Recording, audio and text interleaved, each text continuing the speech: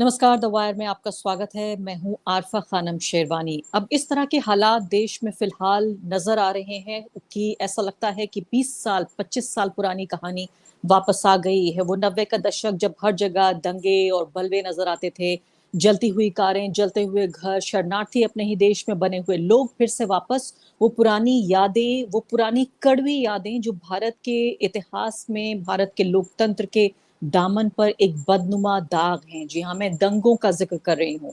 हरियाणा में दंगे हो रहे हैं। मेवात में नूह से जो दंगा शुरू हुआ वो आसपास के इलाकों में भी फैल गया है। हमारे संवाददाता दोनों जीशान कास्कर और साथ ही अतुल हवाले दोनों ने दौरा किया वहां का, हरियाणा का, मेवात का, और जानने की कोशिश की। अब तक की जो खबर मिल रही है वो ये कि 5 लोगों की मौत या मैं कहूंगी हत्या हो चुकी है। एक मस्जिद को आग के हवाले कर दिया गया है। 2 होम गार्ड्स का भी बताया जा रहा है कि इन 5 लोगों में वो लोग भी शामिल हैं। इसके अलावा जिस तरह के पूरे हालात हैं उसके मद्देनजर जितना तनाव पूरे इलाके में है, स्कूल बंद हैं, कॉलेजेस बंद हैं। गुड़गांव जो कि एक आईटी सेक्टर के लिए एक हब, एक नई राजधानी, कैपिटल माना जा रहा था, कि एक तरह से टेक्नोलॉजी, आधुनिकता, मॉडर्निटी, इस सब के लिए एक तरह से वो परिभाषा बन गया था। वो देखिए उस जगह पर जहां मल्टीनेशनल कंपनियां हैं, ऐसे दौर में वहां पर वर्क फ्रॉम होम, यानी कि दफ्तर जब बंद हैं तो वर्क फ्रॉम होम की बात कही है कंपनियों ने। बताया जा रहा है कि 4 अगस्त तक कंपनियां कह रही हैं कि गुड़गांव आने की कोई जरूरत नहीं है, आप घर से काम कीजिए, क्योंकि ये सब खतरे से खाली नहीं है। ये भी खबर आ रही है साथ साथ कि गुड़गांव का जो बादशाहपुर इलाका है वहां पर दुकानों में आगजनी की गई है, दुकानों में आग लगाई गई है और लूटपाट की गई है। साथ साथ जो एक मस्जिद के इमाम है उनकी भी हत्या कर दी गई, जिस मस्जिद का मैं आपसे जिक्र कर रही थी, जिसको आग के हवाले किया गया है। याकूत और हमारे संवाददाता जीशान और अतुल दोनों एक खास खबर लेके आए हैं, जिसमें जो हरियाणा के मंत्री अनिल विज हैं वो ये कह रहे थे कि एक मंदिर में आ, लोगों को, कई हजार लोगों को वहां पर शरण लेनी पड़ी। इसके शरण नहीं लेनी पड़ी बल्कि उनको बंदी बनाया गया। जो इस मंदिर के जो पुजारी हैं उन्होंने बाकायदा द वायर से बातचीत करते हुए ये कहा है कि इस खबर की पूरे तरीके से उन्होंने ये कहा कि ये सही नहीं है, ये झूठ है।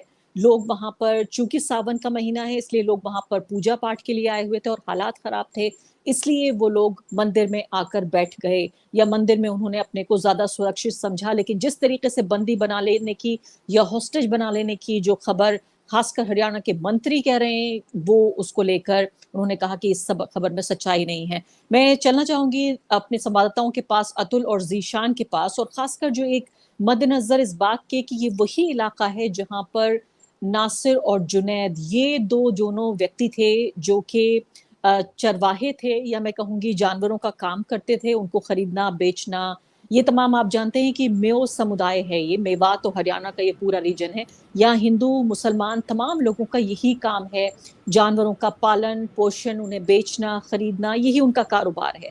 और ये अभी से नहीं, ये दशकों से, सदियों से इस समुदाय का, यहाँ रहने वाले लोगों का यही कारोबार है। और यहाँ पर जो गौरक्षकों का आतंक था, उसमें मोनू मानेसर नाम का एक व्यक्ति, जिसके ऊपर आरोप है कि उसने इन दोनों की, अपने लोगों के साथ मिलकर उन उन लोगों को जिंदा जला दिया, उनकी हत्या कर दी, और उसके बाद भी इस तरह के कई केसेस सामने आते रहे।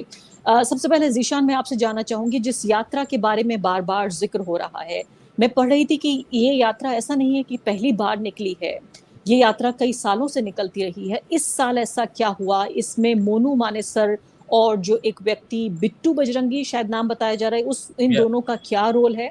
और इसके अलावा मैं आपसे ये भी जानना चाहती हूँ कि इस यात्रा का संदर्भ क्या है? हुँ। जी मैम, जैसे आपने सबसे पहले मेंशन किया कि ये कुछ महीनों पहले नासिर और जुनैद की जो हत्या हुई थी, उस हत्या का जो कथित आरोपी हमें कहा जाता है मोनू मानेसर, वो इतने दिनों से फरार चल रहा था। और जैसे कि आप सभी को पता होगा, मेवात एक ऐसा इलाका है जहाँ पे मुस्लिम बहुल एक क्षेत्र माना जाता है हरियाणा का। और इस मेवात नूह में हर साल ये शोभा यात्रा जो है वो निकाली जाती है। इस साल क्या अलग था आपने पूछा, इस साल ये अलग था कि जो मोनू मानेसर इतने दिनों से एक तरीके से फरार था, वो अचानक वीडियो के ज़रिए मेवात के लोगों के साथ टच में आता है। उसके वीडियोज़ पिछले 1 हफ्ते से वायरल होते हैं, मेवात के कई ग्रुप्स पे, व्हाट्सएप पे, फेसबुक ग्रुप्स पे, इंस्टाग्राम पे वायरल होते हैं। उन वीडियोज़ में वो ये कहता है कि मैं आऊँगा और एक प्रोवोकेटिंग लैंग्वेज में, जैसे बिट्टू बजरंगी के साथ और अन्य बजरंग दल के कार्यकर्ताओं के साथ वो वीडियो में नजर आता है, प्रोवोकेटिंग चीजें कहता है कि चैलेंज एक तरीके से करता है। और जिस तरीके से हमने एक मुस्लिम व्यक्ति जो है वहाँ के रमजान चौधरी, उनसे जब बात की तो हमें ये पता चला कि इसका रिएक्शन ये देखने मिला कि मुस्लिम लोगों ने भी कुछ एक चैलेंज एक्सेप्टेड इस तरीके से वीडियोस बनाने शुरू किए और ये एक चेतावनी को बयान देना शुरू किया। तो एक सब प्रशासन का मैं यहाँ पर जिक्र करना चाहूंगा कि इस सब की कल्पना प्रशासन को थी, क्योंकि एक पीस कमेटी बनाई गई थी सिटीजन्स के द्वारा और पुलिस वालों के द्वारा। इन पीस कमेटी के मीटिंग्स में पिछले 4-5 दिनों से ये बात बार बार रिपीटेडली कही जा रही थी कि इस तरीके के वीडियोस दोनों कम्युनिटीज के द्वारा फैलाए जा रहे हैं। उसके बावजूद भी पुलिस वालों ने कोई भी ऐसा कदम नहीं उठाया जिससे वायलेंस ना हो। उसके अपोजिट ऐसा दिखाई दिया कि जो शोभा यात्रा फिर निकली, ऐसे बैकड्रॉप में शोभा यात्रा निकली। दर्शकों को ये समझना पड़ेगा कि शोभा यात्रा नॉर्मली जैसे निकलती है वैसे नहीं निकली। इतना एक थोड़ा सा एक तरीके से एक हफ्ते भर की उसको हिस्ट्री थी कि प्रोवोकेटिव स्लोगन्स कहे जा रहे थे, प्रोवोकेटिव चीजें फॉरवर्ड की जा रही थी। ऐसे बैकड्रॉप में जब ये शोभा यात्रा जा रही थी और शोभा यात्रा में तरह तरह के बजरंग दल के कार्यकर्ता, यहाँ तक कि गुड़गांव के बजरंग दल के कार्यकर्ता जिससे मैंने खुद बात की, वो तक वहां पे पहुंचे थे। तो एक तरीके से बजरंग दल और हिंदू महासभा के लोग वहां पर ज्यादा थे और वहां पर स्वर्ड्स और ये सारी चीजें ब्रांडिश की गई। किसने पत्थरबाजी शुरू की इसका हमें भी अभी तक अंदाजा नहीं है, लेकिन एक मेवानी मोड़ एक इलाका है जहां पर एक मुस्लिम लॉयर के घर पे पत्थरबाजी हुई, ऐसा मुस्लिम पक्ष का कहना है। और उसके बाद ये सारी आगजनी की घटनाएं शुरू हुई। जो हमने कल मेवात में देखा कि सड़कों पर, जैसे हम मणिपुर की, जैसे हम वायर के दर्शक अभी अपने स्क्रीन पे भी देख पा रहे होंगे, ये मंजर पूरे मेवात में इस तरीके से था कि जो रोड्स थे वो पूरी तरीके से काले हो गए थे, ऐश गिरी हुई थी और ना जाने कितनी गाड़ियां बर्बाद हो गई थी। एक आदमी था जो हम जिससे मिले थे, जिसका एक क्लिनिक था, वो एक माइग्रेंट था क्योंकि उसकी वाइफ का गवर्नमेंट जॉब मेवात में था। तो वो कह रहा है कि मेरा क्या बोलते हैं, क्लिनिक तोड़ दिया और अब मैं इस स्थिति में नहीं हूँ कि यहाँ पर कंटिन्यू करूँ रहना। उन्होंने हमसे बात भी नहीं की ऑन कैमरा, ऑल्दो इतना उनका नुकसान हुआ था। तो इस तरीके की एक भयावह स्थिति वहां पर हमें देखने मिली कि ऐसा लग ही नहीं मैं रहा था कि चाहती हूँ, मैं जीशान चाहती हूँ कि आप थोड़ा रुकें। मैं इस वक्त अतुल के पास जाना चाहती हूँ और अतुल से ये पूछूंगी, और आप दोनों बहुत महत्वपूर्ण व्यक्ति इस वक्त रिपोर्टर्स के हिसाब से भी हैं और इस हिसाब से भी कि आप चश्मदीद गवाह हैं उन घटनाओं के जिनको आप बदलता हुआ देख रहे हैं। अतुल और जीशान दोनों में कहूंगी कि अगर ये एग्जैजरेशन नहीं है तो भी, कि अपनी जान पर खेल कर जाकर आपके लिए वो ये तस्वीरें जो आप देख रहे हैं, वीडियोस देख रहे हैं, रिपोर्ट्स आप द वायर पर जो देख चुके हैं और देखने वाले हैं, जो कुछ ही देर में अभी पब्लिश होंगी, ये इन खबरों को लाना आसान काम नहीं है आज के वक्त में। ये दोनों युवा पत्रकार हैं, अपने पत्रकारिता के जो साल हैं उनके शुरुआती महीनों और साल में हैं, और इनके लिए ये बहुत आसान काम नहीं था। और खासकर मैं यहाँ पर इसको अंडरलाइन भी करना चाहती हूँ, जीशान जैसे लोग जो कि मुस्लिम पहचान से आते हैं और ऐसे में जहाँ की हिंदू मुस्लिम के नाम पर इतना बंटवारा और हत्याएं और वायलेंस हो रहा हो, ऐसे में वाकई अपनी जान पर खेल कर जाकर ये अपने लिए तस्वीरें ला रहे हैं। मैं आपसे ये जानना चाहती हूँ अतुल की वो जो आपने रिपोर्ट फाइल की है खासकर मंदिर के पुजारी को लेकर, हमारे दर्शकों को ये बताइए, क्योंकि मैं देख रही थी कि ये पूरा जो भगवा समूह है ये जो प्रोपेगेंडा फैला रहा है वो ये कि देखिए इस इलाके के जो अल्पसंख्यक हैं वो इतने ताकतवर हो चुके हैं कि ये इन्होंने हजारों की तादाद में एक धर्म के मानने वाले लोगों को एक मंदिर में बंधक बना के रखा। क्या सच्चाई है इस क्लेम की?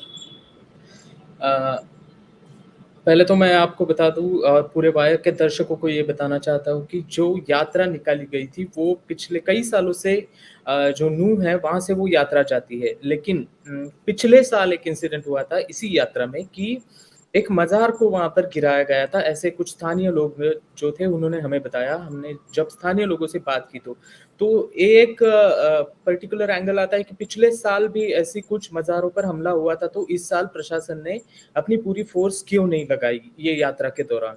और जैसा कि आपने ये बताया कि जो मंदिर का इशू, जो कि हरियाणा के गृह मंत्री ने भी ऐसा बयान दिया था कि वहां पर लोगों को बंधक बना दिया गया था। लेकिन मैं आपको बताना चाहता हूँ और पूरे वायर के दर्शकों को जो भी अभी ये लाइव देख रहे हैं उनको बताना चाहता हूँ कि ये जो मंदिर है ये दरअसल 4 से 5 किलोमीटर दूर है नूह गांव से, जो कि एक पहाड़ी जैसा इलाका है। वहां पर ये मंदिर बना हुआ है और हम जैसे ही वहां पर जाते हैं, एक मेडिकल कॉलेज भी है, गवर्नमेंट मेडिकल कॉलेज, उससे 1 किलोमीटर दूर ये मंदिर है, जो कि पूरा पहाड़ों से घिरा हुआ है, आजू-बाजू से पूरे पहाड़ है।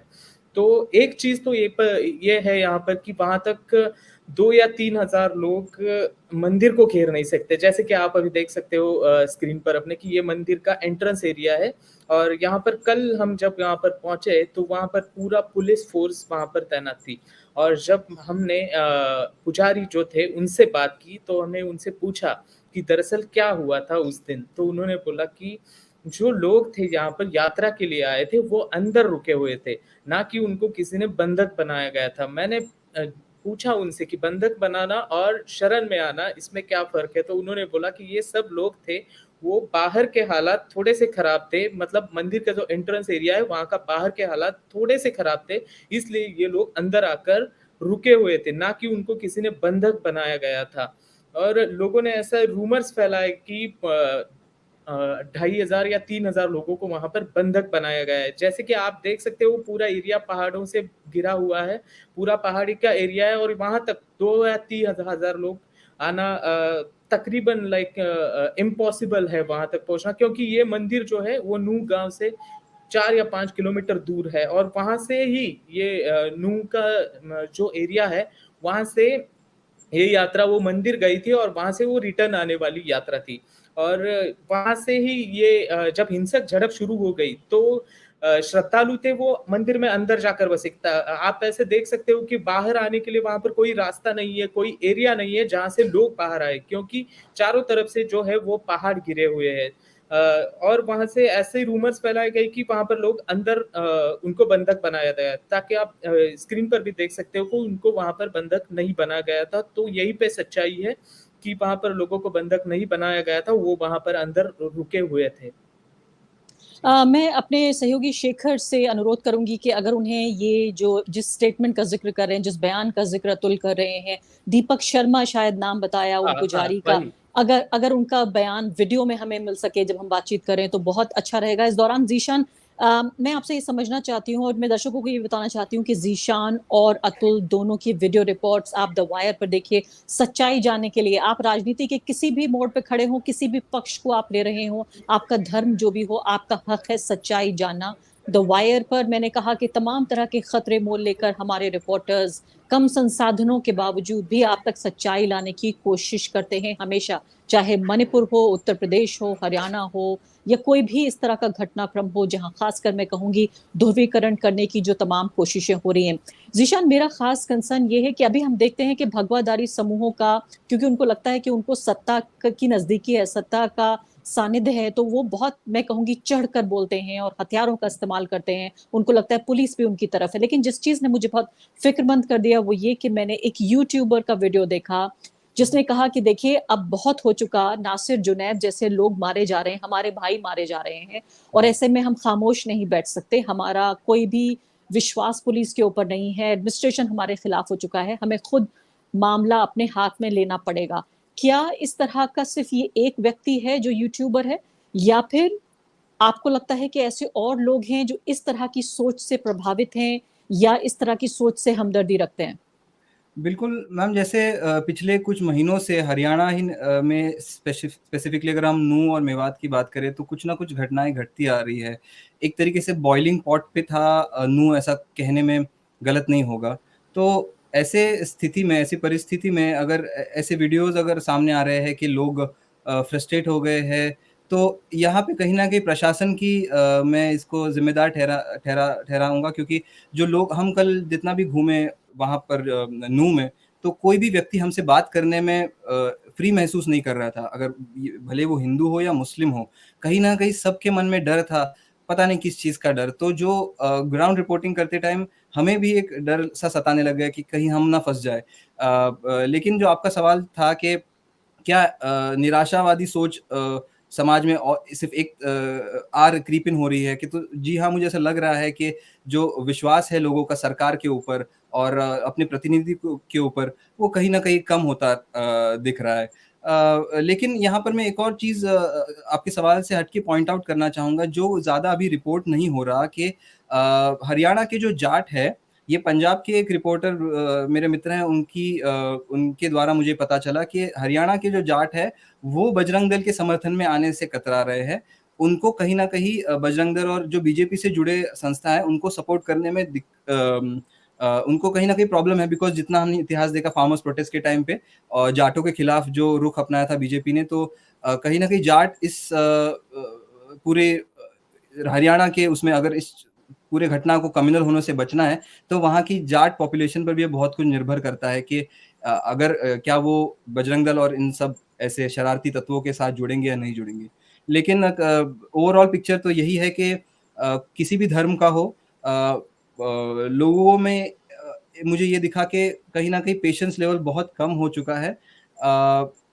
रिएक्शन देने का जो वो है इंस्टेंटेनियस, एक तरीके से हम कह सकते हैं सबको आदत सी हो गई है, क्योंकि इंस्टाग्राम, ट्विटर सब कुछ एक्शन रिएक्शन इतने जल्दी होता है कि शायद यंगस्टर्स भी उसमें वो हो जाते हैं, बेवकूफ़ी कर देते हैं। जैसे I would like to quote this Ramzan Chaudhary कि दोनों तरफ बेवकूफ़ लोग की कमी नहीं है, वैसे उन्होंने कहा। तो थोड़ा-सी चिंताजनक है स्थिति, और आने वाले दिनों में हम सभी को थोड़ा इस पे पैनी नज़र रखनी पड़ेगी, क्योंकि ये जहाँ जो इस वक्त शेखर ने मुझे बताया कि दीपक शर्मा की बाइट, उनकी जो उनका बयान है वीडियो पे जो आपने दर्ज किया है, और मैं इस व्यक्ति की हिम्मत को भी सलाम करती हूँ कि इस पूरे माहौल में जहाँ की राजनीति बिल्कुल एक खास तरह के चश्मे से ये चाहती है कि आप इन हालात को देखें, ऐसे में इस मंदिर के पुजारी ने सच का साथ दिया, आपको कैमरे पे ये बताया कि नहीं कोई बंदी नहीं था, कोई बंधक नहीं बनाया हुआ था, हॉस्टेज किसी को नहीं बनाया गया, लोग यहाँ पर मौजूद थे चूंकि पूजा पाठ करने आए थे और मंदिर में ही ठहर गए जब उन्हें पता चला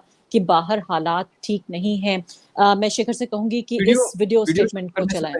जी मैम, जी वीडियो शुरू करने से पहले मैं दर्शकों को एक चीज बता दूं कि जब हम वहां पर पहुंचे, तब एक तो हमें प्रीस्ट से जो पुजारी उससे मिलने नहीं दिया गया, और जब वो आया तब उसके साथ 4 या 5 पुलिस वाले हमेशा थे जब वो बाइट हमें दे भी रहा था। तो कहीं ना कहीं कंप्लीटली प्रशासन नैरेटिव को कंट्रोल करने की कोशिश कर रहा है, और मुझे आइडिया नहीं आया कि इतना कंट्रोल क्यों था, प्रीस्ट को बोलने देना चाहिए था। खैर, ये चीज आप ध्यान रखिए कि देखिए आप कैसे पुलिस वाले भी प्रीस्ट के पीछे खड़े हैं। शेखर जी, आप चला सकते हैं।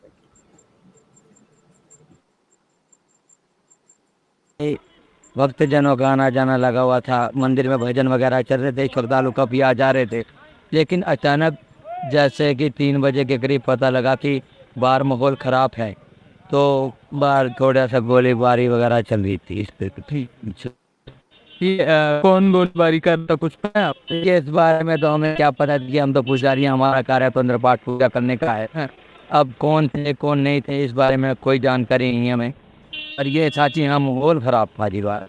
तो ये अंदर जो लोग थे वो ऐसे बोल रहे थे कि उनको बंधक बना के रखा है, क्या इसमें सच्चाई है? देखिए, अंदर लोगों को बंधक क्या बना के रखना है, यही था कि हम परमात्मा की शरण में थे। कुछ लोग बाहर थे वो यहाँ से जाने के लिए, तो माहौल स्थिति खराब होने की वजह से उन्हें मंदिर के अंदर ही जो है रुकना पड़ा, शरण लेनी पड़ी। मतलब बंधक नहीं बनाया गया था, वो अंदर शरण लेने के लिए रुके थे। हाँ जी, जब माहौल बाहर का ख़राब है तो सीधी सी बात है जी, जितना हो सके अपने आप को बचाव में रखना ही चाहिए, इसलिए वो मंदिर के अंदर थे श्रद्धालु सारे जी। कितने सारे श्रद्धालु थे अंदर, और कितने टाइम तक वो अंदर रहे और कब बाहर गए? 2-2.5 घंटे अंदर थे, और 2-2.5 हज़ार के करीब श्रद्धालु थे, और तकरीबन उन्हें 6 से 6:30 के बीच यहाँ प्रशासन द्वारा निकाला गया थी। और जब ये लोग अंदर थे तो कोई मैसेज आया था कि लोग बोल रहे थे कि उनको बंधक बनाया गया, आप तो कह रहे कि वो ईश्वर की शरण में आए थे, और बंधक और शरण में क्या फ़र्क? देखिए, फ़र्क तो अपनी अपनी सोच में है, और सबसे बड़ी बात है, मैंने पहले भी आपको कहा है कि इस विषय पे या तो बड़े अधिकारी बात करते हैं या फिर मंदिर के कार्यकर्ता। हमारा कार्य तो सिर्फ पाठ पूजा का है, हम उसी पे ध्यान देते हैं, अदरवाइज हमें कोई जानकारी। आपको लग रहा है इस विषय की पूरी राजनीति की है? जी, मुझे कुछ नहीं लगता इस बारे में। मुझे तो यही है कि हमें आज सुबह शाम परमात्मा की सेवा करनी है, अपना कार्य करना है, अपना धर्म निभाना है। बाकी जो भी है सरकार देखेगी या कार्यकर्ता देखेंगे, हम क्या करें। आप ये सोचिए कि समझ में नहीं आता इस पे हंसा जाए या दुखी हुआ जाए कि एक व्यक्ति जो एक मंदिर का पुजारी है, इस आज़ाद देश का नागरिक है, इस पूरे घटनाक्रम का वो एक चश्मदीद गवाह है, उसके मुंह से शब्द निकलने मुश्किल हो रहे हैं, चबा चबा कर वो व्यक्ति बात कर रहा है, लेकिन उसके चेहरे से ये लगता है कि वो इससे बहुत कुछ ज्यादा जानता है जितना उसने अतुल होवाले को बताया। जिस कदर वो कैमरे पे बोल पाया, इसके बावजूद के पीछे देखिए, आप देख रहे हैं लगातार पुलिस वाले वहां पर खड़े हुए हैं, सुन रहे हैं कि वो पुजारी क्या कह रहा है। और मैं समझती हूँ कि चूंकि इस पुजारी की जो पूरी गवाही है ये पुलिस के सामने नहीं है, अदालत के सामने नहीं है, लेकिन जनता के सामने है। रिपोर्टर्स जनता के प्रतिनिधि होते हैं और हमारे दो रिपोर्टर्स जनता को सही हाल दिखाने के लिए वहां पर गए थे और इसीलिए उन्होंने अक्लमंदी दिखाते हुए सीधे उस व्यक्ति से बात की जो उस मंदिर का पुजारी है, जहां ये सबसे बड़ा क्लेम, आप ये सोचिए इस पूरे घटनाक्रम में जिस तरह का सबसे बड़ा क्लेम किया जा रहा है वो ये कि जो मुस्लिम पक्ष है उसने जो यात्रा निकल रही थी उसके ऊपर हमला किया। जो यात्रा में भाग लेने आए थे, जो जो लोग थे आस्थावान, वो श्रद्धालु लोगों को बंदी बना लिया मंदिर में और इसके बाद वहां जो दुकान मकान है वहां लूटपाट की और आगजनी की। यानी ये एक नैरेटिव है इस वक्त जो बताने, दिखाने, समझाने की कोशिश हो रही है ताकि एक तरह की खास जो जहनियत है उसको प्रमोट किया जा सके। अब ऐसे में यहाँ पर सवाल ये उठ रहा है कि ज़ीशान ये बताइए कि जिस तरह से अतुल अभी बात कर रहे थे इनसे, मंदिर के पुजारी से, क्या आप जब वहां मौजूद थे तो वहां लोग थे? क्या अभी भी वहां जो जो सामान्य तौर पर वहां काम चलता है किसी मंदिर में या मस्जिद में, पूजा पाठ का, लोगों के आने जाने का चल रहा है? बिल्कुल नहीं, बिल्कुल नहीं। वहाँ पर एक तरीके से पूरा ऐसा लगता है कि पुलिस कैंटोनमेंट का एरिया है। जब हम अंदर गए, अंदर जाने भी नहीं दे रहे थे, लेकिन हम किसी तरीके से अंदर गए, लेकिन अंदर कोई था नहीं मौजूद, तो इस वजह से हम अंदर पुलिस वालों के साथ खाना खा के बाहर आ गए। लेकिन एक तरीके से जो आम तरीके से लोग रहते हैं वैसा कोई नहीं था। और अक्सर हमने देखा है कि अगर ऐसी कोई घटना हो रही है कि मंदिर के ऊपर हमला है या मस्जिद के ऊपर हमला है, किसी रिलीजियस स्ट्रक्चर के ऊपर हमला हो रहा है, तो लोग आगे आके अपनी बात कहना चाहते हैं। लेकिन यहाँ पर कोई भी व्यक्ति हमें नहीं ऐसा दिखा जो आगे आकर अपनी बात कह रहा हो। पुजारी भी बहुत उसको एक तरीके से स्कूल किया गया था, ऐसा लग रहा था। और उसके जैसे आपने पिक्चर्स में, विजुअल्स में देखा कि उसके पीछे पुलिस वाले खड़े थे। बाकी वहाँ पर जो जब हम पहुंचे तब वहाँ पर जो लोग मौजूद थे, आम लोग जो मौजूद थे वह ऐसा लग रहा था आम नहीं थे, क्योंकि जिस तरीके की उनकी बातें थी कि मैंने ओवर हियर किया किसी को सुनते बोलते हुए कि अब देखिए योगी जी देखो कानपुर में क्या कर रहे हैं, एक्सेट्रा एक्सेट्रा, इस तरीके की चीजें। तो एक तरीके के पॉलिटिकल व्यू से आने वाले लोग वहां पे कुछ मौजूद थे, लेकिन आम लोग जो है, जो श्रद्धालु टाइप के लोग हो या जो चश्मदीद हो, मतलब सोचिए ना कि इतनी बड़ी घटना होती है लेकिन इसका चश्मदीद गवाह केवल एक वहां पर मौजूद है। तो ये ऐसी ऐसी क्या जरूरत पड़ी? चिल ठीक है, 144 वहां पर लगा है, लेकिन 144 के बावजूद 4 लोग तो आ सकते हैं एक साथ, 2 व्यक्ति तो आ सकते हैं, लेकिन कोई नहीं आया। ये थोड़ी ताज्जुब की बात थी। उसके अलावा इन ओवरऑल भी लोग, मुस्लिम पक्ष के लोग भी बोलने को रेडी नहीं थे। अतुल, यहाँ पर जो एक बात हाँ, समझ में नहीं आती, जी हाँ जरूर अपना जवाब दीजिएगा आप, लेकिन मेरा सवाल भी साथ ले लीजिए। वो ये कि मैं पूछना चाहती हूँ कि मानू मानेसर एक ऐसा व्यक्ति, और एक नया नाम आप सुना, बिट्टू बजरंगी भी। मानू मानेसर वो बदनाम व्यक्ति है जिसके ऊपर बाकायदा हत्या का मुकदमा चल रहा है, 2 लोगों को जिंदा जलाने का मुकदमा चल रहा है। ये वो व्यक्ति है जो अपने को गौ रक्षक कहता है कि वो जिसको वो अपनी गौ माता की रक्षा करने के लिए बाकी लोगों को वो रक्षा कर रहा है, यानी कि एक धर्म की युद्ध लड़ रहा है। ऐसे में जो नाराजगी है इस व्यक्ति को लेकर, ये हमें बताइए कि किस तरह की नाराजगी है कि ये खुला घूम रहा है, बाकायदा वीडियो पर लाइव आके कहता है कि हम यहाँ पर आएंगे। मैं बिट्टू बजरंगी को सुन रही थी जिस तरह की हिंसक भाषा का वो इस्तेमाल कर रहा था कि जाके नूह के एक खास समुदाय का नाम लेकर उनसे कह देना कि उनका उनका जीजा आया है। इस तरह के घटिया शब्दों का इस्तेमाल मुझे बहुत खराब लग रहा है अपने दर्शकों के सामने ये सब कहते हुए। मैं समझती हूँ कि मैं एक सभ्य समाज का एक हिस्सा हूँ और इस तरह के किसी भी शब्दावली का इस्तेमाल कम से कम इस तरह से मीडिया के चैनल पर नहीं होना चाहिए। लेकिन मैं मजबूर हूँ, परेशान हूँ और खासकर माफी चाहती हूँ अपने दर्शकों से कि इस तरह के शब्दों का मुझे इस्तेमाल करना पड़ रहा है, क्योंकि आपको खबरों की सच्चाई बतानी है, दिखानी है। मानो मानेसर के पीछे की ये पूरी राजनीति, सामाजिक नाराजगी, खासकर एक समुदाय में इस तरह हताशा और निराशा होना, इसको बताइए। जी, मोनू मानेसर का जो आपने सवाल पूछा, उससे आने से पहले मैं मंदिर से जुड़े कुछ फैक्ट्स आपको बताना चाहता हूँ और दर्शकों को भी बताना चाहता हूँ कि ये मंदिर जो है, मैंने पहले भी बताया कि गांव से 5 किलोमीटर दूर है। और कल जब हम वहां पर गए थे, वहां पर अंदर जाने के लिए हमें और मीडिया के जो कर्मी थे उनको अलाउड नहीं था। जैसे ही कुछ अधिकारी या पुलिस आती है तो वहां पर कुछ टीवी चैनल्स वाले जो थे, मीडिया वाले, वो अंदर जाते हैं। तब हम भी उनसे कुछ रिक्वेस्ट करके 5 या 10 मिनट बाद रिक्वेस्ट करके हमें अंदर जाने को मिला। और यहाँ पर मैं पूरे दर्शकों को ये बात बताना चाहता हूँ कि जो ये रूमर्स है ये फैलाए थे जो मंत्री है उन्होंने, और इसका साथ दिया था वो मीडिया वालों ने। और यहाँ पर जो ज़ीशान ने भी बताया कुछ लोग मौजूद थे, वो कुछ कौन लोग थे वो हमें नहीं पता, लेकिन वो ऐसे प्रोवोकेशन वाली या एक वन साइडेड जो बाइट्स होती है या जैसे कि वन साइडेड बातें वो मीडिया को बता रहे थे, और पूरा जो मीडिया है वो वही बातें चला रहा था। इससे जो है लोगों में एक झूठ फैल गया था। अभी और दूसरे में आपने जैसे पूछा कि मोनू मानेसर का क्या हिस्सा था, तो मैं आपको ये बताना चाहता हूँ दर्शकों को भी कि ये जो एरिया है वहां से राजस्थान की बॉर्डर होती है, वो लगभग 80 या 50 किलोमीटर के बीच में है, और उत्तर प्रदेश की भी बॉर्डर है। तो मोनू मानेसर जो कथित तौर पर गौरक्षक बताता है खुद को, और बजरंग दल का सक्रिय कार्यकर्ता भी है 2011 से। तो ये मोनू मानेसर में पिछले साल या पिछले कुछ महीनों में जो नासिर और जुनैद की हत्या का आरोपी है, और उसने ऐसा वीडियो बनाया था कि ये जो ब्रिज मंडल यात्रा है उसमें वो आएगा, वो हिस्सा लेने आएगा। लेकिन प्रशासन का यहाँ पर बहुत मतलब रोल ये है कि ये वीडियो रिलीज होने के बाद प्रशासन को इस पर कार्रवाई करनी थी।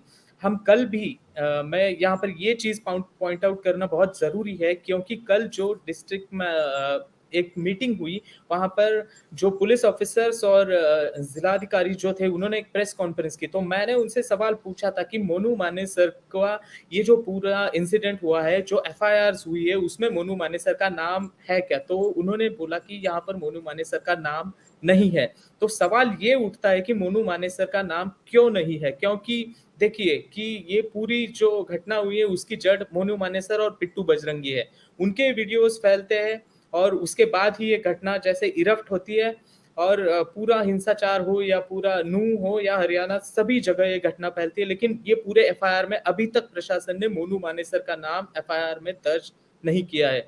तो सवाल ये उठता है कि प्रशासन ने ये नाम क्यों नहीं दर्ज किया। और यहाँ पर एक दूसरी बात यह है कि जो डिस्ट्रिक्ट ऑफिस था वहां पर एक पीस कमेटी की मीटिंग बनाई थी, और वो पीस कमेटी में ज्यादातर वहां के विधायक थे और कुछ एडवोकेट्स, डॉक्टर्स, ऐसे लोग थे जो पीस कमेटी के मेंबर्स हैं, उसमें वो लोग आए थे। लेकिन यहाँ पर ये चीज पॉइंट आउट करने की जरूरत है कि वहां पर सिर्फ मुस्लिम समुदाय के ही लोग थे, हिंदू समुदाय से वहां पर वो पीस कमेटी में कोई भी नहीं आया था। जब प्रेस कॉन्फ्रेंस हुई तो पुलिस अधिकारियों ने ये बताया कि वहां से कोई आया नहीं है, लेकिन ये पीस कमेटी की मीटिंग है। तो यही कुछ आंसर्स आते हैं या जवाब आते हैं। आपने जैसे पूछा कि नहीं, मोनू तो मानेसर इसका के क्या बारे में, मतलब निकाला जाए कि पीस कमेटी में हिंदू समुदाय की तरफ से लोग नहीं आए, तो फिर शांति कैसे होगी अगर दोनों समुदाय के लोग आपस में नहीं बैठेंगे? ये तो पॉइंट आउट करने की जरूरत है कि वहां पर सिर्फ और सिर्फ मुस्लिम समुदाय के ही लोग आए थे। हम वहां पर मौजूद थे, पीस कमेटी की जो मीटिंग थे, हम बाहर बैठे थे, जो भी जितने भी पत्रकार थे वो वहां पर मौजूद थे। लेकिन हमने भी पूछा, ये भी पूछा, प्रशासन से भी पूछा कि क्यों नहीं आए, तो वहां पर उनका कोई जवाब नहीं था कि वो लोग क्यों नहीं आए। तो हम ये भी कह सकते हैं कि उनको पीस कमेटी में उनको बाकायदा वहां पर बुलाया गया था, पीस कमेटी के मीटिंग में बुलाया गया था, लेकिन हिंदू समुदाय के जितने भी लोग थे वहां का एक भी प्रतिनिधि वहां पर आया नहीं था। ये एक बहुत बड़ी बात पॉइंट आउट करना जरूरी है यहाँ पर। रमजान चौधरी जी। उस वक्त आए नहीं थे, लेकिन एक चीज है कि एक दिन पहले वाली जो पीस कमेटी की मीटिंग थी जो ज्यादा सेंसिटिव थी, उसमें 4 व्यक्ति हिंदू समाज के थे, और नूह ऐसा इलाका है जिसमें ऑलमोस्ट 90% 95% ऐसा कहा जाता है कि मुस्लिम आबादी है। तो शायद जो 5% हिंदू आबादी, आपने पूछा क्यों नहीं आए, तो इसका कारण शायद ये हो सकता है कि खौफ और डर इतना था, सड़कें इतनी भयावह स्थिति में थी जो हमने देखी, तो शायद डर ही एक कारण है कि लोग नहीं आए होंगे, या क्योंकि एक दिन पहले वाली। ज़ीशान, ये अभी जो तस्वीरें हम देख रहे हैं अपनी स्क्रीन पर, ये जो जलते हुए तस्वीरें हैं, ये जो धुआं बिल्कुल आसमान तक पहुंच रहा है, क्या सच्चाई है इन तस्वीरों की? ये क्या हो रहा है?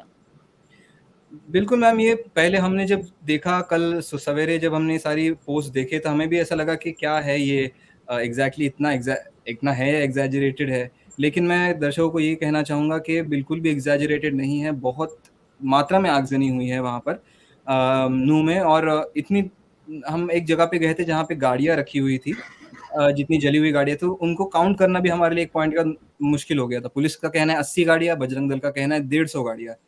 तो जो दिख रहा है तस्वीरों में, वो लगभग सच ही है, ऐसा कहने में कोई गलत बात जी हाँ। नहीं हो। तो दो महत्वपूर्ण पहलू इस वक्त, पहली बात तो ये है कि बजरंग दल ने पूरे देश में और एनसीआर में, खासकर देश न सही तो एनसीआर में, मुझे ठीक कीजिएगा अगर ये सूचना सही ना हो, कि एनसीआर में यानी कि नोएडा और गाजियाबाद और दिल्ली के आसपास के इलाकों में सब जगह बंद नहीं, उन्होंने प्रदर्शन का ऐलान किया है कि वो विरोध प्रदर्शन कर रहे हैं। और जो हम यहाँ बात कर रहे हैं, आप ये देख रहे हैं लाइव ब्रॉडकास्ट, इस वक्त अलग अलग जगहों पर प्रदर्शन चल रहा है। इसके बारे में मैं अतुल और जीशान दोनों से जानना चाहूंगी।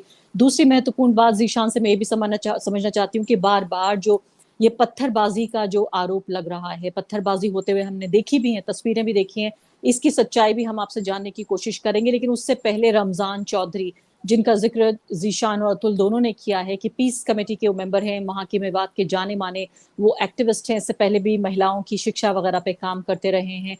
रमजान चौधरी ने इलाके में शांति की स्थापना को लेकर क्या कहा, ये जरूर सुन लीजिए। उसके बाद जीशान आपको बताएंगे पत्थरबाजी की जो सच्चाई है वो क्या है।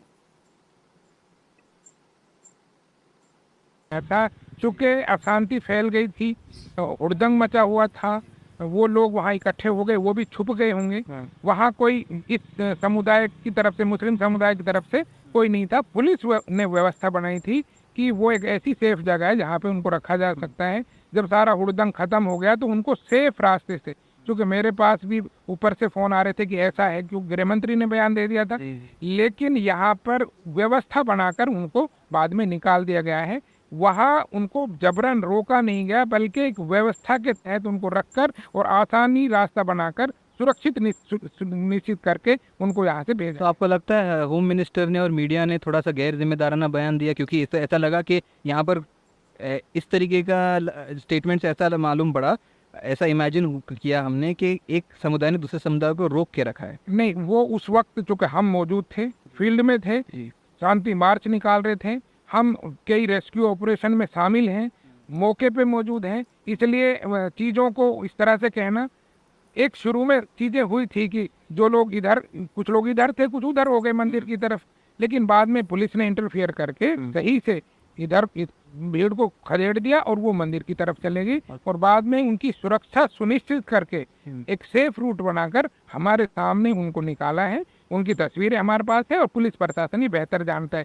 इस तरह की खबरें ब्लॉट करना या इस तरह की मिसअंडरस्टैंड करना जिनसे चीज़ों नफरत को और बढ़ावा मिले, मैं समझता हूँ कि वो सही नहीं है। आप बड़ी इंपॉर्टेंट बात कह रहे हैं, क्योंकि जिस तरीके से मीडिया में रिपोर्ट हुआ और आप जिस तरीके से कह रहे हैं, बिल्कुल ज़मीन आसमान का फ़र्क मुझे तो नज़र आ रहा है। खैर, आखिरी सवाल सर आपसे मेरा इतना ही है, क्योंकि आप व्यस्त है पीस कीपिंग के काम में इस वक्त, तो मैं आपसे बस इतना जानना हो कि अब किस तरीके से आप अमन और चैन कायम करने की कोशिश करेंगे? क्या आप अपने हिंदू भाइयों को भी साथ में लेकर, और मतलब स्थिति कब तक नॉर्मल होने की आशंका है? देखो, मेवात भाईचारे के लिए जाना जाता है, साझा संस्कृति के लिए जाना जाता है, साझी विरासतें हैं हमारी। हम यहाँ सदियों से प्यार मोहब्बत से रहते आए हैं और आगे भी रहेंगे। हमारे यहाँ आपस में हिंदू मुस्लिम में कोई झगड़ा फिसाद नहीं है, 92 में भी नहीं हुआ और 1947 में भी नहीं हुआ। लेकिन बाहरी तत्वों ने एक खास एजेंडे के तहत इस इलाके को, चूंकि 40 किलोमीटर दूर है दिल्ली से, यहाँ अमन शांति क्यों है, इस तरह से एक खास एजेंडे की तरफ नफरत फैलाकर बांटने की जो कोशिश की है, जो दुस्साहस किया है, हम किसी भी कीमत पे उनको सक्सेस नहीं होने देंगे। हम अपने हिंदू भाइयों से ये कहना चाहते हैं, मेवात के हिंदू भाइयों से, कि तुम्हारी हिफाजत करना हमारा काम है, मंदिरों की हिफाजत करना हमारा काम है, हम करेंगे। और हमारी अपील है पूरे देश के हिंदू भाइयों से कि जो माइनॉरिटी में बाहर मुस्लिम रहते हैं, उनकी आस्थाओं की, उनकी मस्जिदों की, उनकी हिफाजत करना हमारे दूसरे देश के हिंदू भाइयों की है। ये हम अपील करना चाहते हैं। आप हमारी मस्जिदों की हिफाजत कीजिए, हम आपके मंदिरों की हिफाजत करेंगे। अब इस मकाम पर हम इस देश की राजनीति और समाज को हम ले आए हैं, जहाँ की पुलिस प्रशासन, जो एडमिनिस्ट्रेशन है, वो सब दूर है। अभी फिलहाल लोग एक दूसरे के मंदिरों और मस्जिदों की हिफाजत कर रहे हैं। अपने आप में सुनने में ये काफी मजबूत ये एक वाक्य लग सकता है, लेकिन मुझे दुख दे गई ये बात कि यहाँ पर नौबत ऐसी आ गई है, ऐसा लगता है कि हम वापस वही राजनीति में पहुंच गए जब 1947 में हिंदू मुसलमान एक दूसरे के खून के प्यासे हो रहे थे, जब इस तरफ ट्रेन जा रही थी और उस तरफ से वापस आ रही थी, और खून में लथपथ ट्रेनें वापस आ रही थी और जा रही थी। उस तरह की पूरी मानसिकता से ऐसा लगता है कि देश एक बार फिर गुजर रहा है। सबसे ज्यादा तकलीफ मुझे इस बात से हुई कि जब जैसे ही सुबह मैंने अखबार खोला, ये अलग बात है कि पूरे दिन कल खबर को मैं फॉलो कर रही थी, लेकिन अखबार खोलते ही 3 सबसे बड़ी हेडलाइंस थी कि भारत में दंगा हो रहा है। ऐसे वक्त में जब देखिए आप वर्ल्ड कप होने वाला है, ऐसे वक्त में जब G20 की मीटिंग, पूरी दुनिया के जो लोग हैं, जो फर्स्ट वर्ल्ड के लोग हैं, वो विकसित देशों के लोग यहाँ आकर इस बात पे चर्चा करेंगे कि पूरी दुनिया को कैसे बेहतर बनाया जाए। ऐसे में वापस उन्हीं रूट्स पर हम आ चुके हैं जहां पर सिर्फ और सिर्फ हम एक दूसरे को हिंदू और मुसलमान की तरह देख रहे हैं। हालात ये हैं, फिलहाल गुड़गांव में मुझे बताया गया कि वहां जो मुस्लिम जो घर में डोमेस्टिक हेल्प है वो काम करती हैं, उनको घर से निकाल दिया गया है, उन्हें हटा दिया गया है। जो लोग उत्तर प्रदेश और आसपास के इलाकों से गुड़गांव में रहते थे, वो आ रहे थे वापस, वो अपने घर तक नहीं जा पाए हैं। इस तरह की स्थिति हो रही है। जीशान, पहली बात तो ये बताइए मुझे कि अभी कर्फ्यू को लेकर क्या दिशा निर्देश हैं, और दूसरी बात मैं ये जानना चाहती हूँ कि बार बार जिन तस्वीरों और वीडियोस को वायरल किया जा रहा है कि भाई देखिए ये पत्थरबाज हैं। एक चैनल पे मैं देख रही थी न्यूज 18 पर, बाकायदा एंकर ये कह रहा था कि इन कट्टरपंथी पत्थरबाजों का फाइनल सोल्यूशन चाहिए, इनका आखिरी इलाज चाहिए। इस तरह के बहुत ही, मैं कहूंगी, जो एक नाज़ी दौर की जो भाषा है उसको दोबारा जिंदा किया जा रहा है। क्या सच्चाई है इन पत्थरबाजों की? सबसे पहले तो कर्फ्यू की बात कह दूं कि 4 तारीख तक नूह में कर्फ्यू की संभावना है। अतुल, अगर मैं गलत हूं तो मुझे सही कीजिए। दूसरी चीज़ मैम, जो पत्थरबाजी की जो घटना है, हर साल शोभा यात्रा निकलती है, लेकिन हर साल पत्थरबाजी नहीं होती। पत्थरबाजी जब होती है तब मेरा ऐसा ये एक तरीके से ओपिनियन लग सकता है, लेकिन मुझे लगता है जब पत्थरबाजी होती है तो कहीं ना कहीं प्री प्लान तरीके से ही होती है कि एक फलानी जगह जाकर वो शोभा यात्रा रुकेगी, वहां पर म्यूजिक लाउड होगा, तलवारें दिखाई जाएगी, एक तरीके का स्लोगनरिंग चलेगी, प्रोवोकेशन होगा। ये आप सब पिछले 2 साल से हम देख ही रहे हैं। जिस तरीके से यात्राएं दिल्ली में भी निकली थी, उस तरीके की ही यात्रा मेवात में भी निकली। और जो हमें इंफॉर्मेशन रमजान चौधरी ने दी, उस हिसाब से ये हमें पता चला कि जब ये शोभा यात्रा मेवानी मोड़ पर एक लॉयर का घर है, उस घर के जब सामने आई, तब वहां पर कुछ लोगों ने उस घर पर बजरंग दल के कुछ लोगों ने पत्थरबाजी की, और उसके बाद वो एक्शन का रिएक्शन हुआ, और फिर वो ज्यादा मतलब फैलता गया। और जिस तरीके से हमने सड़कों पर पत्थर फैले हुए देखे, बोतलें फैली हुई देखी, शॉप्स लूटी हुई देखी, एक हमने लिकर शॉप देखी जिसमें लिकर की बॉटल्स नहीं थे, तो सारी लिकर लूट दी गई थी। तो जो आगजनी और पत्थरबाजी ये जो हुई, वो मैं नहीं कह रहा हूँ कि एक तरफ से हुई, लेकिन हुई तो है दोनों तरफ से, और भयंकर मात्रा में हुई। तो एक तरीके से जो दृश्य हमने देखे, वो हम चश्मदीद तो नहीं थे, लेकिन हम आफ्टर मैथ के चश्मदीद थे। तो आफ्टर मैथ तो बहुत ही भयानक था। जिस तरीके से हमारे रिपोर्टर याकूत है, वो अब मणिपुर से तस्वीरें भेज रहे, कहीं ना कहीं वो मंजर भी जो था वो मणिपुर से कम नहीं था, मैं कहूँगा। तो हम सबको बहुत ही संजीदगी के साथ रिपोर्टिंग भी करनी होगी, और बाकी जो कट्टरपंथी संस्थाएं है, उनको कंट्रोल करने के लिए प्रशासन को कुछ उपाय करना ही पड़ेगा। बिकॉज 3-4 दिन से लगातार ये वीडियोस वायरल हो रहे थे, और ये वीडियोस ही कारण है कि दोनों समाजों में कहीं ना कहीं आज आप देखिए सोशल मीडिया के जरिए इतना लोग इन्फ्लुएंस हो रहे हैं, यंगस्टर्स इतना इन्फ्लुएंस हो रहे हैं, तो उस प्रशासन को इन वीडियोस पे कर्टेल करने के लिए कुछ तो यंत्रणा बनानी ही पड़ेगी। अदरवाइज अतुल, इसके अलावा एक और होती रहेंगी। जी हाँ अतुल, इसके अलावा एक और महत्वपूर्ण बात जो बात हो रही है, एक मस्जिद को पूरी तरह से जला देने की। इसके अलावा जो वहाँ के नायब इमाम थे उनकी हत्या कर दी गई, कई लोग वहाँ गंभीर रूप से जख्मी हो चुके हैं। इस पूरे मामले पर अगर आपके पास जानकारी है तो बताइए। जी, उससे पहले मैं ये बताना चाहता हूँ कि जो नूह के हालात है, अभी जिशान ने बताया, वो बद से बदतर है। आप जहाँ पर भी देखेंगे कि पूरा नूह का एरिया जो है, वहाँ पर आपको गाड़ियाँ जली हुई मिली। यहाँ तक कि जैसे जिशान कह रहे थे कि पुलिस प्रशासन का यहाँ पर दखल देना बहुत ज़रूरी था। जी, मैं इससे पूरी तरह सहमत हूँ, क्योंकि ये पुलिस प्रशासन हो या ज़िला प्रशासन हो या राज्य का जो गृह विभाग है, इसका ये सीधे तौर पर फेल्योर है। जैसे कि हम देख रहे थे, वहाँ पर गाड़ियों का ऐसा अंबार सा लगा हुआ था, पहाड़ सा लगा हुआ था, इतनी गाड़ियाँ चली हुई थी। मैं एक वहाँ का साइबर पुलिस स्टेशन है, मैं वहाँ पर भी गया, तो वहाँ पर साइबर पुलिस स्टेशन के अंदर भी भीड़ गई हुई थी, और बाहर की जितनी भी गाड़ियाँ थी, वो साइबर पुलिस स्टेशन के बाहर की गाड़ियों को भी जला दिया गया था, और अंदर पूरा पथराव किया गया था। साइबर पुलिस स्टेशन जो है नूह का, वहाँ पे वहाँ से ये आग फैलती है। जैसे कि आपने बताया गुड़गाँव, ये गुड़गाँव के इमाम जो है उनकी वो कल हत्या कर दी गई थी, उस दिन दूसरे दिन रात को। हम वहाँ पर भी गए, वहाँ पर ऐसा नज़ारा था कि पूरी जो घटना थी गुड़गाँव की, वहाँ पर पुलिस ने बैरिकेडिंग लगा दिया था, प्रोटेक्शन लगा दिया था, और वहाँ पर मतलब ऐसे घटना हुई थी कि कुछ उपद्रवी लोग आए थे और उन्होंने रात को इमाम जी की हत्या कर दी गई थी। और ये मैं अभी के हालात बताना चाहता हूँ कि ये जो पूरा मसला है, वहाँ से नूंह से लेके गुड़गाँव हो या मेवात के आस-पास के जितने भी ज़िले हैं, वहाँ तक ये फैल गया है।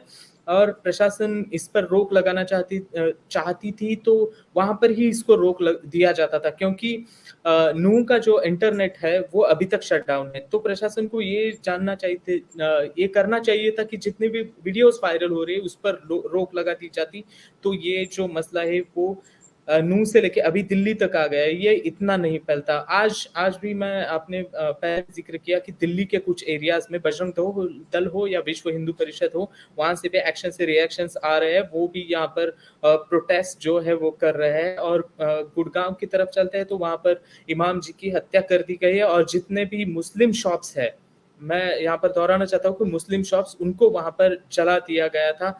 और जितने भी मुस्लिम कम्युनिटी के लोग हैं, उनके ऊपर बजरंग दल हो या विश्व हिंदू परिषद हो, वो सीधे तौर पर अटैक करते हुए नज़र आ रही है। यही।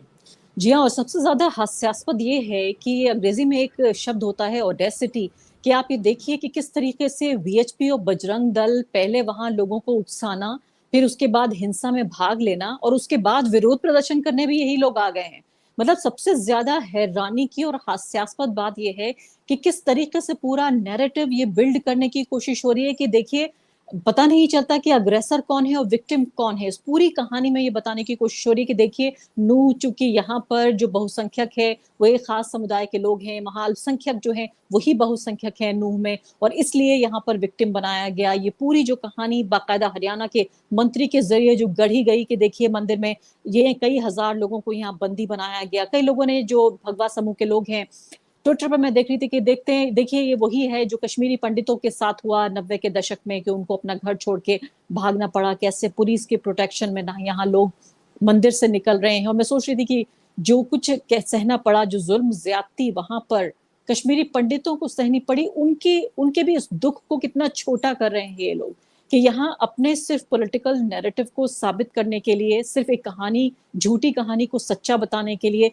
किस तरीके से ये पूरे कश्मीरी पंडितों को इस्तेमाल करें एक हथियार के तौर पर। अब आखिरी दो सवाल मैं आपसे पूछना चाहती हूँ। ज़ीशान, पहले तो ये बताइए कि जो ये पूरा मीडिया ने और जो टीवी न्यूज़ है, खासकर हिंदी टीवी न्यूज़, जो ये जहर फैला रहा है, जो ये जहर के इंजेक्शन लगा रहा है लोगों में, अभी भी इस पूरे घटना को जिस तरह से कवर किया जा रहा है, इसको एक ऐसे रिपोर्टर के तौर पर जो जमीन पर अपनी सच्चाई को देख कर आया, वहां आप कैसे देख रहे हैं? जी मैम, अभी सबसे पहले जब हम कल निकल रहे थे नूह के लिए, तो दिमाग में यही ख्याल था कि क्योंकि मैंने एक थंबनेल देखा था, मुझे याद है इंडिया टीवी का, कि 2500 हिंदू फंसे मस्जिद में, इस तरीके से कुछ था। और ऐसे ही आप ऑडियंस भी जानते हैं किस तरीके की भाषा आजकल यूज़ होती है हिंदी चैनल्स पर। तो जब हम लोगों से इंटरेक्ट करते हैं, लोगों से बात करते हैं, और जो इसके और एग्जांपल, जो हमने कल 1-2 दिन पहले वीडियो देखा, ट्रेन वाला जो वीडियो था, जब कांस्टेबल शॉट कर रहा है, वो भी वही चीज़ कह रहा है। तो अगर आप सुनोगे वो तरीके से भाषा, वो भाषा वही है जो न्यूज़ चैनल पर एंकर्स यूज़ करते हैं, क्योंकि ज़्यादातर पब्लिक जो है, ज़्यादातर लोग जो है वो फ़िल्म्स देखने में या कहिए पढ़ने में या खुद चीज़ें जानने में उनकी दिलचस्पी नहीं होती। ज़्यादातर लोग इन्फॉर्मेशन न्यूज़ चैनल्स के थ्रू ही लेते हैं, और जिस तरीके की भाषा न्यूज़ चैनल्स में यूज़ होती है, उसी तरीके की भाषा रिफ्लेक्ट ऑडियंस पे होती है। ये एक बहुत बड़ा एक थियोरी भी है कम्युनिकेशन स्टडीज़ में। तो मीडिया को बिल्कुल अच्छे से पता है कि वो क्या दिखा रहा है, और जिस तरीके का कवरेज मीडिया ने किया और जो ग्राउंड रियलिटी थी, मेन चीज़ ये है कि कम्युनल राइट जैसी सिचुएशन को रिपोर्ट करते टाइम आप बिल्कुल भी एक समाज या दूसरे समाज का नाम लिए बगैर रिपोर्टिंग करनी चाहिए। ये कोई भी एक बेसिक चीज़ जो हम पढ़ते हैं कॉलेजेस में और इंस्टीट्यूट्स में, तो ये कोई भी बेसिक चीज़ें टेनेंट्स जर्नलिज्म के फॉलो नहीं हो रहे हैं। तो एक सैड स्थिति है। और जैसे हम देख रहे थे कल, अतुल ने पॉइंट आउट की ये चीज़ कि शेड्स पहन के, गॉगल पहन के, अच्छे-अच्छे कपड़े पहन के रिपोर्टिंग करने रिपोर्टर्स आए हैं, गोदी मीडिया के रिपोर्टर्स, और एक लहजा, एक तरीके से उनका एक ओपिनियन दे रहे, रिपोर्ट नहीं कर रहे, ओपिनियन दे रहे कि और जिस तरीके के सवाल वो पूछते हैं, प्रीस्ट से हमने जो सवाल किए, हमने सवाल क्या किए, हमने पूछा कि क्या हुआ, कैसे हुआ, कौन मौजूद था, इनके सवाल क्या थे, कितने लोगों ने पत्थर फेंके, कौन बंदूक लेके कौन खड़ा था। अब ऐसे सवाल अगर आप दागोगे तो आप किस तरीके के जवाब उनसे एक्सपेक्ट कर रहे हैं। तो स्थिति बड़ी ही निराशाजनक है कि मतलब मीडिया रिपोर्टिंग जो है बहुत बड़ा रोल अदा करती है, जिस तरीके के रिएक्शंस हमें लोगों के देखने को मिलते हैं। एक तरफ से जो अतुल, ऐसा अभी लगता है जिस अतुल, ऐसा लगता है कि वहां लोग खबरें कवर करने नहीं जा रहे हैं, दरबारी मीडिया के लोग वहां शिकार करने जाते हैं, लोग कि देखते हैं आज हमारे हाथ कौन लग रहा है। आपने क्या देखा? वही मैं उस पर ये आ रहा था कि अभी ज़ीशान कह रहे थे कि जब हम प्रेस से मिले तो वहाँ पर बहुत सारे मीडिया लोग थे, मीडिया का तांता लगा था। हर कोई जो था वो जो प्रेस है, पुजारी है, उनसे बात करना चाहता था।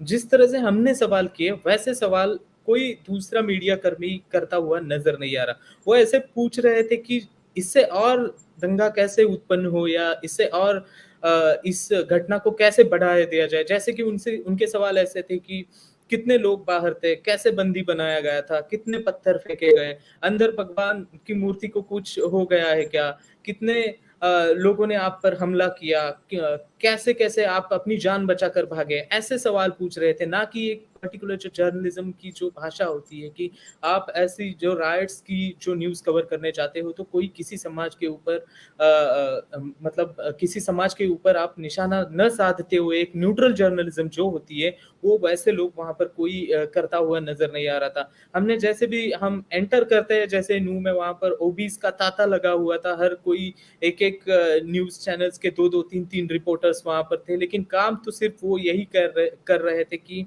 प्रशासन से जो सवाल करने चाहिए थे कि आपका फेल्योर है या आप इसको फेल्योर मानते हो या नहीं, वहाँ पर ये रिपोर्टर्स सिर्फ और सिर्फ एक पर्टिकुलर समाज को टारगेट करते हुए नजर आ रहे थे, जो कि टीआरपी के लिए ये पूरी तरह से जो गोदी मीडिया, गोदी एंकर्स का जो बकायदा रोल जो है वो बरसों से करते आ रहे हैं, वही रोल इन्होंने इस मुद्दे पर भी अपना कायम करते हुए दिखाई दे रहे थे। ऐसा ही मेरा मानना है। जिस जी तरीके हाँ, से मैं जोसेफ जानती हूँ। गॉबल्स जो हिटलर के प्रोपेगेंडिस्ट थे, वो सिंपल सी एक बात, उनका कोट कहा जाता है कि if you repeat a lie 1000 times it becomes a truth. तो या कहीं ना कहीं यही या कोशिश करने की कोशिश में लगे हैं गोदी मीडिया। जी हाँ, मैं आप दोनों का शुक्रिया अदा करना चाहती हूँ, जितना बेहतरीन आप काम कर रहे हैं, और मैं समझती हूँ कि समाज को बेहतर बनाने की दिशा में भी सच्चाई दिखाना जो हमारा काम है, जो हमारे पेशे का धर्म है, उसको निभाते रहना बहुत ज़रूरी है। आप दोनों अपना बेहद ख्याल रखिए, और मैं दर्शकों को बताना चाहती हूँ कि ज़ीशान फिर वहाँ रवाना हो रहे हैं, सच्चाई की दूसरी कड़ी आप तक लाने के लिए कि आखिर वहाँ क्या हो रहा है गुड़गांव और आसपास के इलाकों में। और अतुल होवाले, ये तमाम जो विरोध प्रदर्शन हो रहे हैं तथाकथित उन लोगों के ज़रिए जो अपने को पीड़ित बता रहे हैं, वो दिल्ली और एनसीआर में नजर रखेंगे। इन दोनों की रिपोर्ट्स आप देखिए, सच्चाई जानने के लिए। मैं कहूंगी फैसला आपके हाथ है, आप सिर्फ फैक्ट्स जानने के लिए ज़ीशान और अतुल की रिपोर्ट्स देखते रहिए द वायर पर। लगातार हम जिसे कहते हैं कश्मीर से कन्याकुमारी, एक मुहावरे के तौर पे कहा जाता है, मणिपुर से लेकर हरियाणा तक हम ग्राउंड रिपोर्ट्स आपको दिखाएंगे। और फिलहाल जाते जाते अतुल और ज़ीशान ने जो बातचीत की रमजान चौधरी साहब से, जो कि मैंने आपको बताया कि एक पीस एक्टिविस्ट हैं और पीस कमेटी का वो हिस्सा भी थे, उन्होंने क्या कहा, ये पूरी बातचीत आप जरूर सुनिए। आप सभी लोगों का बहुत बहुत शुक्रिया। शुक्रिया। ये कहना चाहते हैं मेवात के हिंदू भाइयों से कि तुम्हारी हिफाजत करना हमारा काम है, मंदिरों की हिफाजत करना हमारा काम है, हम करेंगे। और हमारी अपील है पूरे देश के हिंदू भाइयों से कि जो माइनॉरिटी में बाहर मुस्लिम रहते हैं उनकी उनकी आस्थाओं की, उनकी मस्जिदों की, उनकी हिफाजत करना हमारे दूसरे देश के हिंदू भाइयों की है। ये हम अपील करना चाहते हैं, और ये ही हमारी कोशिश रहेगी। यहाँ हम हिफाजत करेंगे और पूरा देश का हिंदू हमारे मुसलमानों की हिफाजत करेगा। यही हमारे देश की संस्कृति है और यही हमारा देश की परंपरा है। नमस्कार, मेरा नाम है ज़ीशान कास्कर और आप देख रहे हैं द वायर। पिछले 1-2 दिनों से आपने हरियाणा के नूह मेवात से कई खबरें पढ़ी या देखी होगी। इन खबरों में आपने एक चीज़ ज़रूर देखी होगी कि 2 गुटों के बीच में तनाव जैसी स्थिति पैदा होने के बाद सांप्रदायिक दंगे जैसी स्थिति पैदा हुई थी। आज हम मौजूद है नूह में ही, हरियाणा के नूह में, और चूँकि हमें मीडिया का इतना एक्सपीरियंस तो है कि टेलीविज़न पर दिखने वाली हर खबर सच है, इसकी गारंटी हम आज नहीं दे सकते। इस वजह से दर्शकों की सहूलियत के लिए कि एक दर्शकों के लिए एक पूरी पिक्चर उनको दिख जाए, इस वजह से हम आज हरियाणा के नूह में खड़े हैं और यहाँ पर आके हम बात कर रहे हैं आम लोगों से, जनता से। और इसी वजह से आज हमारे साथ खड़े हैं रमज़ान चौधरी जी, जो कि नूह के ही निवासी हैं, एडवोकेट है और सरकार की बनाई हुई पीस कमेटी के मेंबर भी है। और अभी अभी उनकी मीटिंग डीसी साहब के साथ हो चुकी है। तो रमज़ान जी हमारे साथ खड़े हैं, इनके साथ बातचीत में हम जानेंगे कि यहाँ की तस्वीर ग्राउंड लेवल पर क्या है। रमज़ान जी, सबसे पहली बात तो स्वागत है आपका वायर में। और मैं आपसे ये जानना चाह रहा हूँ कि यहाँ पर आने के बाद एक चीज़ पता लगी है कि मोनू मानेसर का नाम बार बार आ रहा है कि 2-3 दिनों से वीडियो वायरल हो रहे थे, उसके बाद प्रोवोकेशन हुआ, ऐसी कुछ बात सुनने में आ रही है लोकल लोगों से। तो आप इस पर क्या कहेंगे, किस तरीके से आप देखें? देखिए, मोनू मानेसर ये नया नाम नहीं, ना बिट्टू बजरंगी नया नाम है।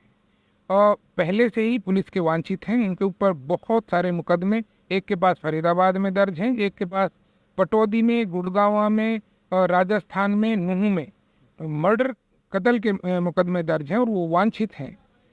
जब ये चूँकि पिछले साल ये हर साल शोभा यात्रा होती है, कोई बात ही नहीं होती, यहाँ कावड़ यात्रा भी होती है, यहाँ पर जो 84 कोस की परिक्रमा यात्रा होती है वहाँ होती है, लोग उनका स्वागत करते हैं, अपनी तरफ से फल फ्रूट खिलाते हैं, उनके लिए शेल्टर प्रोवाइड करते हैं। यहाँ कोई मतलब धर्म के नाम पर कोई तफरीक नहीं है बहुत ज़्यादा। एक दो वो भी हमारे रोजे में हमारे यहाँ स्टॉल लगते हैं तो हिंदू धर्म के लोग हमारे साथ बैठकर इफ्तार करते हैं, हमारे जलसों में टी स्टॉल लगाते हैं। तो यहाँ भाईचारा है, बहुत पुरानी साझा संस्कृति है, उसके लिए मेवात जाना भी जाता है अमन भाईचारे के लिए। लेकिन जिस तरह से मोनू मानेसर और बिट्टू बजरंगी ने पिछले 2-3 दिन से जो हालात बना रखे थे, वीडियो डाला पहले कि भाई अब मैं आ रहा हूँ और मेवात आ रहा हूँ और ये शेर हूँ मैं, ये जो भी है, और उनके साथ ही उन्होंने, और जब वांछित आदमी किस तरह से इस तरह वीडियो डाल सकता है जो मोस्ट वांटेड हो, और बिट्टू बजरंगी कि हम तुम्हारे जीजा हैं, आ रहे हैं, ये कर रहे हो, तो उससे क्या है कि इधर भी बेवकूफ़ों की कमी नहीं है, उधर से चैलेंज हो रहे हैं, इधर से बातें कही जा रही हैं, स्वीकार हो रहा है। इन सब बातों से हमने पुलिस प्रशासन को अवगत कराया। मेरी बात हुई उषा कुंडू जी से, जो यहाँ की एडिशनल एसपी हैं, चूँकि एसपी वरुण सिंगला जी बाहर गए हुए थे छुट्टी पर, तो मेरी उनसे बात हुई है और उन्होंने कहा कि ऐसा हम किसी गलत जो अवांछित व्यक्ति है उसको नहीं आने देंगे, आप सुनिश्चित रहिए। क्योंकि आप कह रहे हैं कि एक तरीके से माहौल मतलब सांप्रदायिक माहौल बनाया गया, इस तरीके से आप कह रहे हैं। तो मैं आपसे जानना चाह रहा हूँ कि सोमवार के दिन थोड़ा क्रोनोलॉजिकल वे में हमारे ये बता सकते हैं कि एक्चुअल ग्राउंड पे हुआ क्या? सुबह से लेकर शाम तक 12 से 8 के बीच में ये दंगा भड़का, ऐसा हमें न्यूज़ में पता चला, तो हुआ क्या था? प्रोवोकेशन 2-3 दिन पहले से था जी। इसी को लेकर पीस कमेटी की मीटिंग भी हुई, हमने एसपी साहिबा को फ़ोन भी किया, बातचीत हुई अमन कायम करने के लिए कि ये सब पुलिस प्रशासन का इंतजाम होना चाहिए, इस तरह लोग हुड़दंग करने वाले हैं। चूँकि पिछले बार भी हुड़दंग हुआ था, एक मज़ार को तोड़ दिया था जी, लेकिन रात भर में उसको, चूँकि दोनों समुदाय के लोग इकट्ठा करके हम भाईचारा बना रहे, इकट्ठे हो गए, फैसला हो गया, इकट्ठे लोगों ने हम बरसात भी लिया। लेकिन इस बार क्या हुआ कि जब वहाँ से चलाए पाली से बिट्टू बजरंगी, उसने कहा कि मैं आपका जीजा यहाँ चल दिया हूँ, खबर यहाँ चैलेंज करके सब दिया, सब कुछ ठीक हो रहा था। 12 बजे के आसपास हम कोर्ट में थे, तो यहाँ से निकल गया काफिला, जब मेवली मोड़ पर पहुंचा है तो देखो वो है जांच का विषय कि कुछ लोग कह रहे हैं कि पत्थर जो यारा वाले थे उन्होंने पत्थर शीशे वाली बिल्डिंग पे फेंका है, कुछ लोग कह रहे हैं कि उन्होंने पत्थर फेंका, बट ये तो जांच का विषय है। लेकिन वहाँ ये शुरू हुआ है, और जब शुरू हुआ है तो खूब आपने मीडिया के जरिए देखा, खूब दोनों तरफ से मतलब पथराव हुए हैं और लड़ाई झगड़ा हुआ है। तो जिस तरीके से एक शोभा यात्रा को रोका गया, ऐसे हमें खबर मिली, तो उसको रोका क्यों गया उस वक्त मुस्लिम इलाकों में? रोका नहीं गया, लेकिन जो हमारे पास इनिशियल खबर है, हम कोर्ट में थे तो हमारा एक वकील है मोहम्मद तलहा, उसका मेवली मोड़ पर घर है और उसके घर में होटल है, रिज्क होटल, उसके ऊपर उसकी बहन रहती है। तो बजरंग जो ये यात्रा निकली थी, उन्होंने उस बिल्डिंग पर पत्थर फेंके और ऊपर चढ़कर हुड़दंग मचाया है, उपद्रव किया है। उसका रिटाइलेशन में वहाँ खेड़ा गांव है मेवली और इधर के लोगों ने रिटाइलेशन में उनको बचाव में उनके ऊपर पत्थर फेंके, तो ये वहाँ इस तरह से हुड़दंग वहाँ से शुरू हुआ। और सर, ये जो एक मीडिया में खबर चल रही थी, ये बड़ी आपत्तिजनक खबर भी लग सकती है। उसके बाद गुड़गांव में कल रात को बहुत कुछ हुआ, लेकिन ये खबर दोपहर को चली थी कि 2000 2,500 के करीब हिंदू श्रद्धालुओं को मंदिर में जबरन रोका गया था। वो क्या मसला था? जबरन रोकना किसी को मतलब क्या हुआ था? नहीं, वो जबरन नहीं रोका गया था, चूँकि अशांति फैल गई थी, हुड़दंग मचा हुआ था, वो लोग वहाँ इकट्ठे हो गए, वो भी छुप गए होंगे। वहाँ कोई इस समुदाय की तरफ से, मुस्लिम समुदाय की तरफ से कोई नहीं था। पुलिस ने व्यवस्था बनाई थी कि वो एक ऐसी सेफ जगह है जहाँ पे उनको रखा जा सकता है। जब सारा हुड़दंग खत्म हो गया तो उनको सेफ रास्ते से, क्योंकि मेरे पास भी ऊपर से फोन आ रहे थे कि ऐसा है, क्योंकि गृह मंत्री ने बयान दे दिया था, लेकिन यहाँ पर व्यवस्था बनाकर उनको बाद में निकाल दिया गया है। वहाँ उनको जबरन रोका नहीं गया, बल्कि एक व्यवस्था के तहत उनको रखकर और आसानी रास्ता बनाकर सुरक्षित निश्चित करके उनको यहाँ से भेजा। तो आपको लगता है होम मिनिस्टर ने और मीडिया ने थोड़ा सा गैर जिम्मेदाराना बयान दिया? क्योंकि ऐसा लगा कि यहाँ पर इस तरीके का स्टेटमेंट से ऐसा मालूम पड़ा, ऐसा इमेजिन किया हमने कि एक समुदाय ने दूसरे समुदाय को रोक के रखा है। नहीं, वो उस वक्त चूँकि हम मौजूद थे, फील्ड में थे, शांति मार्च निकाल रहे थे, हम कई रेस्क्यू ऑपरेशन में शामिल हैं, मौके पे मौजूद हैं, इसलिए चीज़ों को इस तरह से कहना, एक शुरू में चीज़ें हुई थी कि जो लोग इधर, कुछ लोग इधर थे, कुछ उधर हो गए मंदिर की तरफ, लेकिन बाद में पुलिस ने इंटरफियर करके सही से इधर भीड़ को खदेड़ दिया और वो मंदिर की तरफ चले गई, और बाद में उनकी सुरक्षा सुनिश्चित करके एक सेफ रूट बनाकर हमारे सामने उनको निकाला है। उनकी तस्वीरें हमारे पास है और पुलिस प्रशासन ही बेहतर जानता है। इस तरह की खबरें ब्लॉट करना या इस तरह की मिसअंडरस्टैंड करना जिनसे चीज़ों नफरत को और बढ़ावा मिले, मैं समझता हूँ कि वो सही नहीं है। आप बड़ी इंपॉर्टेंट बात कह रहे हैं, क्योंकि जिस तरीके से मीडिया में रिपोर्ट हुआ और आप जिस तरीके से कह रहे हैं, बिल्कुल ज़मीन आसमान का फ़र्क मुझे तो नज़र आ रहा है। खैर, आखिरी सवाल सर आपसे मेरा इतना ही है, क्योंकि आप व्यस्त है पीस कीपिंग के काम में इस वक्त, तो मैं आपसे बस इतना जानना हूँ कि अब किस तरीके से आप अमन और चैन कायम करने की कोशिश करेंगे? क्या आप अपने हिंदू भाइयों को भी साथ में लेकर, और मतलब स्थिति कब तक नॉर्मल होने की आशंका है? देखो, मेवात भाईचारे के लिए जाना जाता है, साझा संस्कृति के लिए जाना जाता है, साझी विरासतें हैं हमारी। हम यहाँ सदियों से प्यार मोहब्बत से रहते आए हैं और आगे भी रहेंगे। हमारे यहाँ आपस में हिंदू मुस्लिम में कोई झगड़ा फिसाद नहीं है, 92 में भी नहीं हुआ और 1947 में भी नहीं हुआ। लेकिन बाहरी तत्वों ने एक खास एजेंडे के तहत इस इलाके को, चूंकि ये 40 किलोमीटर दूर है दिल्ली से, यहाँ अमन शांति क्यों है, इस तरह से एक खास एजेंडे की तरफ नफरत फैलाकर बांटने की जो कोशिश की है, जो दुस्साहस किया है, हम किसी भी कीमत पे उनको सक्सेस नहीं होने देंगे। हम अपने हिंदू भाइयों से ये कहना चाहते हैं, मेवात के हिंदू भाइयों से, कि तुम्हारी हिफाजत करना हमारा काम है, मंदिरों की हिफाजत करना हमारा काम है, हम करेंगे। और हमारी अपील है पूरे देश के हिंदू भाइयों से कि जो माइनॉरिटी में बाहर मुस्लिम रहते हैं, उनकी आस्थाओं की, उनकी मस्जिदों की, उनकी हिफाजत करना हमारे दूसरे देश के हिंदू भाइयों की है। ये हम अपील करना चाहते हैं और ये ही हमारी कोशिश रहेगी। यहाँ हम हिफाजत करेंगे और पूरा देश का हिंदू हमारे मुसलमानों की हिफाजत करेगा। यही हमारे देश की संस्कृति है और यही हमारा देश की परंपरा है। शुक्रिया सर हमसे बात करने के लिए। इसी पॉजिटिव नोट पे, अमन और चैन के नोट पे रमज़ान जी का इंटरव्यू हम ख़त्म करेंगे। तो दोस्तों, यही बात है कि टीवी न्यूज़ पर एक खबर दिखाई जाती है, उसको सोशल मीडिया पे एक अलग तरीके से दिखाया जाता है, लेकिन सच्चाई कुछ और ही होती है, जिसे हमें आज रमज़ान जी के थ्रू पता चला है।